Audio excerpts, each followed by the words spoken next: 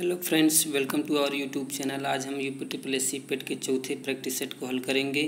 तो हमारा पहला क्वेश्चन है, निम्नलिखित में से किसको चालकोलिथिक युग भी कहा जाता है? ए पूरा पाषाण युग, बी नवपाषाण युग, सी ताम्र पाषाण युग, डी लौह युग।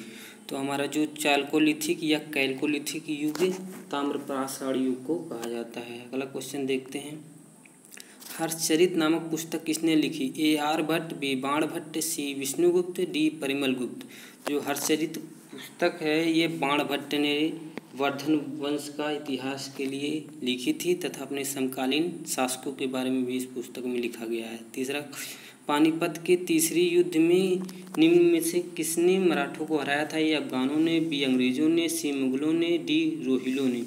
पानीपत के तीसरे युद्ध में अफगानों ने मराठों को हराया था। अफगानी शासक का जो लीडर था अहमद शाह अब्दाली था तथा जो मराठों के लीडर थे सदाशिवराव भाऊ थे। यह युद्ध 14 जनवरी 1761 को पानीपत में हुआ था। तो हमारा विकल्प नंबर ए सही हो जाएगा। अगला क्वेश्चन देखते हैं, 1857 की क्रांति सर्वप्रथम कहाँ से प्रारंभ हुई? ए लखनऊ, बी झांसी, सी मेरठ, डी कानपुर। तो जो 1857 की क्रांति है 10 मई 1857 को मेरठ से आरंभ हुई थी। अगला क्वेश्चन देखते हैं, इस्टमरारी बंदोबस्त किसने लागू किया? A Wellesley, B Warren Hastings, C Lord Cornwallis, D Lord Dufferin. जो इस्टमरारी या अस्थाई बंदोबस्त है लॉर्ड कॉर्नवालिस ने लागू किया था। तो हमारा विकल्प नंबर सी सही हो जाएगा। यह व्यवस्था 1793 को लागू की गई थी और इसकी यह जिन क्षेत्रों में लागू की गई थी वे थे बंगाल, उड़ीसा, बिहार तथा उत्तर प्रदेश के वाराणसी तक के क्षेत्र में यह फैली थी। अगला क्वेश्चन देखते हैं, निम्न महापुरुषों में से कौन भारतीय जागृति का जनक कहा जाता है? ए विवेकानंद, बी राजा राम मोहन राय, सी रविन्द्रनाथ टैगोर, डी दयानंद सरस्वती। भारतीय जागृति का जनक राजा राम मोहन राय को कहा जाता है तथा इन्हें आधुनिक भारत का पिता भी कहा जाता है। तो हमारा विकल्प नंबर बी सही हो जाएगा। अगला क्वेश्चन देखते हैं, महात्मा गांधी ने 1930 में सविनय अवज्ञा आंदोलन कहाँ से प्रारंभ किया था? तो महात्मा गांधी ने 12 मार्च 1930 को सूरत के साबरमती आश्रम से 80 लोगों के साथ दांडी यात्रा शुरू की थी तथा 6 अप्रैल को वो दांडी पहुंच गए थे। अतः सविनय अवज्ञा आंदोलन का आरंभ विकल्प नंबर सी सूरत से स्टार्ट हुआ था। अगला क्वेश्चन देखते हैं, 1904 में क्रांतिकारी संगठन अभिनव भारत संगठित किया गया था। ये उड़ीसा में, बी बंगाल में, सी उत्तर प्रदेश में, डी महाराष्ट्र में। तो 1904 में जो क्रांतिकारी संगठन अभिनव भारत है ये वी.डी. सावरकर द्वारा महाराष्ट्र के नासिक में संगठित किया गया था। तो हमारा विकल्प नंबर डी सही हो जाएगा। अगला क्वेश्चन देखते हैं, निम्नलिखित में से किस एक ने सुभाष चंद्र बोस को देश नायक कहा था? ये महात्मा गांधी, बी राम मनोहर लोहिया, सी रविन्द्रनाथ टैगोर, डी सरदार वल्लभ भाई पटेल। तो सुभाष चंद्र बोस को देश नायक रविन्द्रनाथ टैगोर जी ने कहा था। तो हमारा विकल्प नंबर सी सही हो जाएगा। अगला क्वेश्चन देखते हैं, निम्नांकित में से किस एक्ट के द्वारा भारत के गवर्नर जनरल को अध्यादेश जारी करने की शक्ति प्रदान की गई? A charter act 1833, Indian council act 1861, C 1892, D 1909। तो जो इंडियन काउंसिल एक्ट 1861 है उसके तहत भारत के गवर्नर जनरल को अध्यादेश जारी करने की शक्ति प्रदान की गई जो कि अधिकतम 6 माह तक रह सकती थी। तो हमारा विकल्प नंबर बी सही हो जाएगा। अगला क्वेश्चन देखते हैं, विश्व का सबसे ऊंचा पर्वत शिखर कहाँ स्थित है? ए भारत, बी तिब्बत, सी नेपाल, डी उपरोक्त में से कोई नहीं। तो जो विश्व का सबसे ऊंचा पर्वत हिमालय है वह नेपाल में स्थित है जिसकी ऊंचाई 8848.86 मीटर है। तो विकल्प नंबर सी हमारा सही हो जाएगा। अगला क्वेश्चन देखते हैं, किस ग्रह के चारों ओर वलय हैं? ए पृथ्वी, बी बुध, सी मंगल, डी शनि। तो जो शनि के चारों ओर हैं और वलय पाए जाते हैं। तो हमारा विकल्प नंबर डी सही हो जाएगा। बृहस्पति तथा वरुण के चारों ओर भी वलय होने के संकेत मिले हैं। अगला क्वेश्चन देखते हैं, तमिलनाडु में जाड़ों में वर्षा क्यों होती है? ए उत्तर पूर्वी मानसून से, बी बंगाल की खाड़ी से उठे तूफान से, सी दक्षिण पूर्व मानसून से, डी दक्षिण एशिया मानसून से। जो तमिलनाडु में जाड़ों में वर्षा होती है वह लौटते हुए मानसून की पवनों के कारण होती है जो कि उत्तर पूर्वी मानसून होते हैं। तो हमारा विकल्प नंबर ए सही हो जाएगा। अगला क्वेश्चन देखते हैं, नर्मदा की ओर बहने वाली नदी है? ए दक्षिण, बी पूर्व, सी पश्चिम, डी उत्तर। तो जैसा कि हम जानते हैं कि नर्मदा तथा ताप्ती जो 2 नदियां हैं ये पूर्व से पश्चिम की ओर बहती है। तो हमारा विकल्प नंबर हो जाएगा सी। अगला क्वेश्चन देखते हैं। भारत वन स्थिति रिपोर्ट 2021 के अनुसार देश में कुल वनावरण क्षेत्र है 21.71%, बी 5.72%, सी 26.59%, डी 19.51%। तो जो भारत वन स्थिति रिपोर्ट के अनुसार देश में कुल वनावरण क्षेत्र है 21.71% है, जो कि 7,13,000 समथिंग वर्ग किलोमीटर है। अगला क्वेश्चन देखते हैं। भारतीय आर्थिक समीक्षा प्रकाशित करता है, ये भारत सरकार, बी वित्त मंत्रालय, सी भारतीय आयोग, डी भारत के प्रधानमंत्री। जो भारतीय आर्थिक समीक्षा है यह नीति आयोग जारी करता है। तो हमारा विकल्प नंबर सी सही जाएगा। अगला क्वेश्चन देखते हैं। वित्तीय वर्ष 2020-21 के अनुसार भारत का सबसे बड़ा मक्का उत्पादक राज्य कौन सा था? ए महाराष्ट्र, बी कर्नाटक, सी पंजाब, डी मध्य प्रदेश। तो जो वित्तीय वर्ष 2020-21 के अनुसार भारत का सबसे बड़ा मक्का उत्पादक राज्य कर्नाटक है, उसके बाद मध्य प्रदेश तथा तीसरे नंबर पे महाराष्ट्र आता है। जीएसटी क्या है? ए प्रत्यक्ष कर, बी एक अप्रत्यक्ष कर, सी एक कारपोरेट टैक्स, डी एक नगर निगम कर। जीएसटी है वह भारत का सबसे बड़ा तथा महत्वपूर्ण एक अप्रत्यक्ष कर है। तो हमारा विकल्प बी सही हो जाएगा। अगला क्वेश्चन देखते हैं।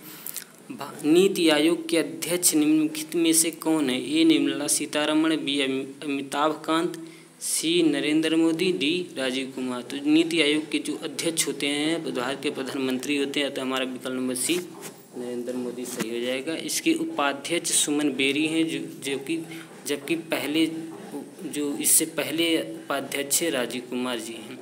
अगला क्वेश्चन देखते हैं। भारतीय रिजर्व बैंक का राष्ट्रीयकरण किस वर्ष किया गया? भारतीय रिजर्व बैंक की स्थापना भारतीय रिजर्व बैंक एक्ट 1934 के अनुसार वर्ष 1 अप्रैल 1935 को 5 करोड़ की पूंजी के साथ शुरू की गई, जिसे 1 जनवरी 1949 को इसका राष्ट्रीयकरण कर दिया गया था। विकल्प नंबर बी हमारा सही हो जाएगा। अगला क्वेश्चन देखते हैं। भारत में राष्ट्रीय पंचायती राज दिवस को मनाया जाता है। ए 26 जनवरी को, 2 अक्टूबर को, सी 21 अप्रैल को, डी 24 अप्रैल को।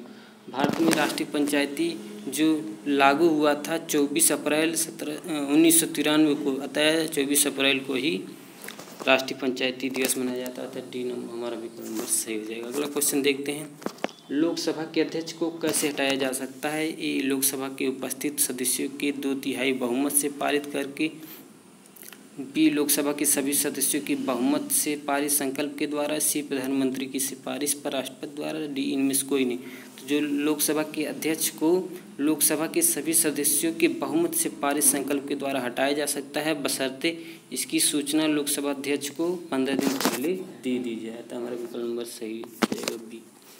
अगला क्वेश्चन देखते हैं। निम्नलिखित में से कौन सा एक सही सुमेलित नहीं है? ए अनुच्छेद 39 के ये सामान्य एवं निःशुल्क विधिक सहायता, जो कि बिल्कुल सही है।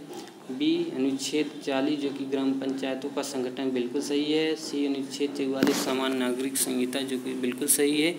अनुच्छेद 48 कार्यपालिका से न्यायपालिका, ये गलत है। अनुच्छेद 48 जो हमारा कृषि एवं पशुपालन से संबंधित है, तथा कार्यपालिका से न्यायपालिका का पृथक्करण आर्टिकल 50 है। तो हमारा विकल्प नंबर डी गलत हो जाएगा। अगला क्वेश्चन देखते हैं। केंद्र राज्य संबंध किस अनुसूची में? जो केंद्र राज्य संबंध है यह भारत के संविधान की 7वीं अनुसूची में है। तो हमारा विकल्प नंबर ए सही हो जाएगा 7वीं, तथा ये आर्टिकल 246 में है। क्वेश्चन नंबर 25 देखते हैं। लोकसभा का कोरम कुल सदस्य संख्या का कितना होता है? ए 1/3, बी 1/5, सी 1/11, डी 1/10। जो लोकसभा का कोरम कुल सदस्य है वह सभी संख्या का 1/10 होता है। हमारा विकल्प नंबर डी सही हो जाएगा। अगला क्वेश्चन देखते हैं। यदि एक बर्तन में तैरती हुई बर्फ पिघलती है तो उस बर्तन में पानी का स्तर होता है। ए बढ़ता है, बी कोई परिवर्तन नहीं होता है, बी सी पहले बढ़ता है फिर घटता है, डी घटता है। तो हमारा जो सही आंसर हो जाएगा कि अगर बर्तन में तैरती हुई बर्फ पिघलती है तो उसमें बर्तन में पानी का कोई स्तर परिवर्तन नहीं होता है। तो हमारा बी नंबर सही हो जाएगा। अगला क्वेश्चन देखते हैं। सोल्डर किन धातुओं से बना मिश्र धातु है? ए जिंक और सीसा, बी जस्ता और तांबा, सी टिन और जस्ता, डी टिन और सीसा। जो सोल्डर है वो टिन और सीसा का मिश्र धातु है। तो हमारा नंबर डी सही हो जाएगा। अगला क्वेश्चन देखते हैं। ऊष्मा का सबसे अच्छा चालक है ए पारा, बी सीसा, सी चांदी, डी इनमें से कोई नहीं। तो जो पारा तथा सीसा है ये ऊष्मा के कुचालक होते हैं, जबकि चांदी ऊष्मा का सुचालक होता है। तो हमारा विकल्प नंबर सी सही हो जाएगा। अगला क्वेश्चन देखते हैं, निम्नलिखित में से किसको कोशिका का सख्त गृह भी कहा जाता है? ए लवक, बी सूत्रकणिका, सी गाल्जिका है, डी कोशिका भित्ति। जो कोशिका का सख्त गृह है माइटोकॉन्ड्रिया, यह सूत्रकणिका को कहा जाता है, जिसका विकल्प नंबर बी सही हो जाएगा। अगला क्वेश्चन देखते हैं, स्कर्वी एक बीमारी है जो गंभीर और अस्थायी कमी के कारण होती है। A vitamin K, B vitamin A, C vitamin C, B vitamin B. तो जो स्कर्वी बीमारी है विटामिन सी की कमी के कारण होता है, जो कि खट्टे फलों में पाया जाता है। और विटामिन ए से रतौंधी रोग, विटामिन बी से भेरी रोग होता है। तो हमारा विकल्प नंबर सी सही हो जाएगा। अगला क्वेश्चन देखते हैं, मार्च 2022 में भारतीय रिजर्व बैंक के गवर्नर ने कहाँ रिजर्व बैंक इनोवेशन हब का उद्घाटन किया है? मार्च 2022 में भारतीय रिजर्व बैंक के गवर्नर शक्तिकांत दास जी ने कर्नाटक के बेंगलुरु में 100 करोड़ की पूंजी के साथ रिजर्व बैंक इनोवेशन हब का उद्घाटन किया है। अतः हमारा विकल्प नंबर सी सही हो जाएगा। अगला क्वेश्चन देखते हैं, मार्च 2022 में बाजार पूंजीकरण के संदर्भ में कौन सा देश विश्व का 5वां सबसे बड़ा शेयर बाजार बन गया है? तो मार्च 2022 में बाजार पूंजीकरण के संदर्भ में सबसे पहला जो देश है अमेरिका है, दूसरे पे चीन है, तीसरे पे जापान है, चौथे पे हांगकांग है, पाँचवें पे अपना भारत है। तो हमारा विकल्प नंबर भी सही हो जाएगा। अगला क्वेश्चन देखते हैं, महिलाओं के पूर्ण स्वामित्व वाले देश के पहले औद्योगिक पार्क की स्थापना कहाँ की गई है? ए पुणे, बी पणजी, सी चेन्नई, डी हैदराबाद। तो महिलाओं के पूर्ण स्वामित्व वाले देश के पहले औद्योगिक पार्क की स्थापना तेलंगाना के हैदराबाद में की गई है, जिसमें 100% महिलाओं के पूर्ण स्वामित्व वाला औद्योगिक पार्क। तो हमारा विकल्प नंबर डी सही हो जाएगा। अगला क्वेश्चन देखते हैं, अप्रैल 2022 में जारी 36वीं वार्षिक फोर्ब्स अरबपतियों की सूची में 2022 में मुकेश अंबानी किस स्थान पर थे? तो जो वार्षिक फोर्ब्स की अरबपतियों की सूची में है मुकेश अंबानी 90.7 बिलियन डॉलर की साथ 10वें स्थान पे हैं। तो हमारा विकल्प नंबर बी सही हो जाएगा। तथा 219 बिलियन डॉलर के साथ इलोन मस्क पहले स्थान पर तथा 171 बिलियन डॉलर के साथ अमेजॉन के जेफ बेजोस दूसरे स्थान पर। अगला क्वेश्चन देखते हैं, जनवरी 2022 में इसरो के किस संचार उपग्रह को सेवा मुक्त कर दिया गया है? A INSAT B, C B INSAT 3B, C INSAT 2C, D INSAT 4C। तो जो इनसैट 4B है इसे सेवा मुक्त कर दिया गया, जो कि डीटीएच तथा रेडियो सर्विस के लिए था, जो कि 2007 में स्थापित किया गया था। भारत की पहली स्टील स्लैग रोड किस शहर में बनाई गई है? ए हैदराबाद, बी अहमदाबाद, सी सूरत, डी फरीदाबाद। तो जो भारत की पहली स्टील स्लैग रोड है इसको गुजरात के सूरत में स्थापित किया गया है। तो हमारा सी आंसर सही हो जाएगा। अगला क्वेश्चन देखते हैं, देश के पहले सी वीड पार्क की स्थापना किस राज्य में की गई? ए गोवा, बी केरल, सी महाराष्ट्र, डी तमिलनाडु। तो जो देश के पहले सी वीड पार्क की स्थापना है तमिलनाडु में की गई है, जो कि प्रधानमंत्री मत्स्य योजना के माध्यम से की गई है। तो हमारा विकल्प नंबर डी सही हो जाएगा। अगला क्वेश्चन देखते हैं, जून 2022 में कौन सा देश भांग की खेती को वैध करार देने वाला देश का विश्व का पहला एशियाई देश बन गया है? ए बांग्लादेश, बी थाईलैंड, सी नेपाल, डी भारत। जो जून 2022 में भांग को खेती को वैध करार देने वाला पहला एशियाई देश है थाईलैंड है। तो हमारा विकल्प नंबर बी सही हो जाएगा। अगला क्वेश्चन देखते हैं, भारत के पहले विश्व शांति केंद्र की स्थापना किस शहर में की जाएगी? ए जयपुर, बी पणजी, सी गुरुग्राम, डी अहमदाबाद। तो भारत के पहले विश्व शांति केंद्र की स्थापना हरियाणा के गुरुग्राम में की जाएगी। तो हमारा विकल्प नंबर सी सही हो जाएगा। अगला क्वेश्चन देखते हैं, मई 2022 में किस राज्य में ई अधिगम योजना शुरू की गई है? तो मई ए छत्तीसगढ़, बी हरियाणा, सी राजस्थान, डी महाराष्ट्र। जो मई 2022 में ये अधिगम योजना हरियाणा के मुख्यमंत्री मनोहर लाल खट्टर जी ने छात्रों को लैपटॉप देकर वितरण करके शुरू किया था। हमारा विकल्प नंबर 20 सही हो जाएगा। अगला क्वेश्चन देखते हैं, फिनलैंड की राजधानी क्या है? ए ताशकंद, बी हेलेंसिकी, सी बर्न, डी डबलिन। तो जो फिनलैंड की राजधानी है हेलेंस्की है, अतः हमारा विकल्प बी सही हो जाएगा। अगला क्वेश्चन देखते हैं, निम्नलिखित में से कौन सा युग्म सही रूप से मेल खाता है? ए कथक का जो है केरल नहीं, कथक का उत्तर प्रदेश है। बी कुचिपुड़ी उड़ीसा जो कि कुचिपुड़ी है आंध्र प्रदेश का है। सी भरतनाट्यम तमिलनाडु जो कि भरतनाट्यम तमिलनाडु का है, हमारा विकल्प सी सही हो जाएगा।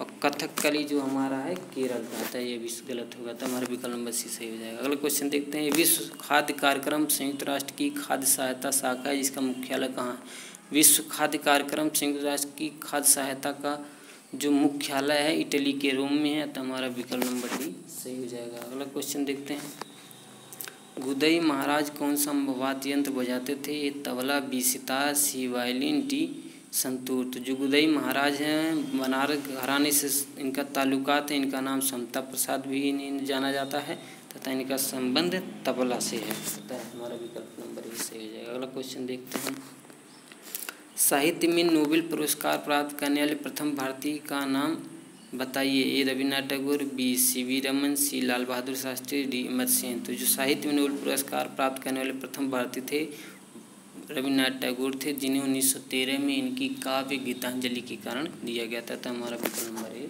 सही हो जाएगा। अगला क्वेश्चन देखते हैं, बांधों को आधुनिक भारत के मंदिर किसने कहा था? ए पंडित जवाहरलाल नेहरू, बी मोहनदास करमचंद गांधी, सी सरदार वल्लभ भाई पटेल, डी कृष्णामाचारी। तो जो बांधों को आधुनिक भारत के मंदिर पंडित जवाहरलाल नेहरू जी ने कहा था, तो हमारा विकल्प नंबर ए सही हो जाएगा। अगला क्वेश्चन देखते हैं, जून 2022 में आयोजित टेनिस की ग्रैंड स्लैम प्रतियोगिता फ्रेंच ओपन 2022 के पुरुष एकल का खिताब किसने जीता है? ए नोवाक जोकोविच, B Rafael Nadal, C Casper Ruud, D Daniil Medvedev. इसका सही जवाब हो जाएगा राफेल नडाल। फ्रेंच ओपन जो 2022 है राफेल नडाल ने जीता है, जबकि महिलाओं में पोलैंड की गैस्टोविक जी ने जीता है। अगला क्वेश्चन देखते हैं, पुस्तक mastermind winning lesson from A champions life के लेखक कौन है? ए कौशिक बसु, बी शांतनु गुप्ता, सी रवि शास्त्री, डी विश्वनाथ आनंद। जो है ये पुस्तक विश्वनाथन आनंद जी की है, तो हमारा विकल्प नंबर डी सही हो जाएगा। अगला क्वेश्चन देखते हैं, अप्रैल 2022 में पहला लता दीननाथ मंगेशकर पुरस्कार किसे प्रदान किया गया? ए आनंद मिलिंद, बी नरेंद्र मोदी, सी शैलेंद्र सिंह, डी अमित शाह। तो जो पहला लता दीननाथ मंगेशकर पुरस्कार है ये नरेंद्र मोदी जी को दिया गया था, हमारा विकल्प नंबर बी सही हो जाएगा। अगला क्वेश्चन देखते हैं, मई 2022 में संपन्न हुई इंडियन प्रीमियर लीग IPL के 15वें संस्करण का खिताब किसने जीता? ये Rajasthan Royal, B Gujarat Titans, C Kolkata Knight Riders, D Mumbai Indians. जो अब 15वां IPL सीजन था, इसका जो